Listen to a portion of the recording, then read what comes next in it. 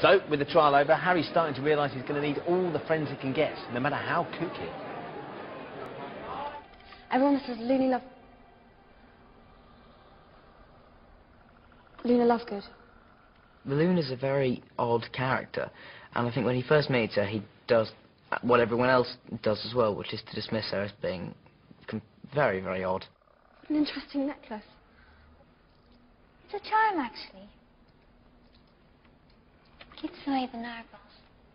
Even though she's quite eccentric and everybody kind of gives her a wide berth, Harry finds himself, in a way, drawn to her, and she's able to give Harry these notes and opinions about what he's dealing with, which are really oddly helpful to him. Well, if I were you-know-who, I'd want you to feel cut off from everyone else. Because if it's just you alone, you're not as much of a threat. Everyone says she's weird, but she's not really. She's just being completely honest about how she was brought up and what she knows. For Harry Potter fan Evanna Lynnch, winning the role of Luna Lovegood was a dream come true. How big a fan are you? That's hard to put into words. It's just, well, I read the books, started reading them when I was 8, and just since then, I've been obsessed with them. That's what I'm known for at home. And my room is cool. It's orange, and I have all my favourite quotes in turquoise around it. That you've actually put on the wall yourself? Yeah. No way. How long has that taken? It was my summer project. So how did the filmmakers find Evanna? We had 3 girls who we thought would be good, but they were going to act Luna. They weren't going to be Luna. And so we had this open call, and we put an ad on some news round in a couple of places. My mum, she just said, I don't think you should. And she said, I'm really mean, she hates when I quote this, but she said, I had a snowball's chance in hell. But my dad, when he came home, I told him. I wasn't very hopeful, but he was like, yeah, I think you should go.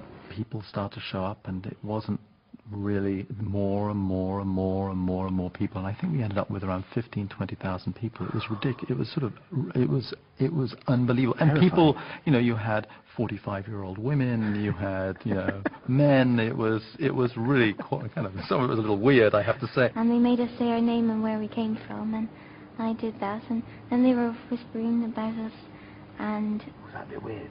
Yeah, I was so nervous because, like, I've been wanting to do that for so long, and I was just up to these 2 women, and just by saying your name, it seemed kind of bizarre.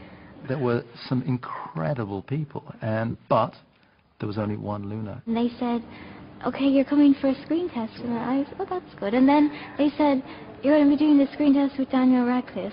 And I was thinking, oh, it must be big then. And then the director was calling up that night, and then I started really losing. And then they rang me and they said, please don't shave your eyebrows. I said, I don't shave my eyebrows. But then my sister said, well, if they're looking at your eyebrows, it must mean you're very close. So... What a bizarre thing to say. I know, and I don't shave my eyebrows. Well, why would you? I know. Evanna's a huge Potter fan, and knows the books inside out, knows the books far better than any of us do. I always get nervous about talking about anything in front of Evanna, because you sort of go, oh God, if I say something that's not quite right about that, you'll pick me up on it, because you know everything. So she is, if any of us ever have a question about what a spell does, or what, you just go to Evanna. She's become she's like a walking book. Harry discovers that he and Luna have a connection, which is that they can both see these creatures called Thestrals, which are invisible to everyone, bar those who have actually seen death. You're not going mad. I can see them too.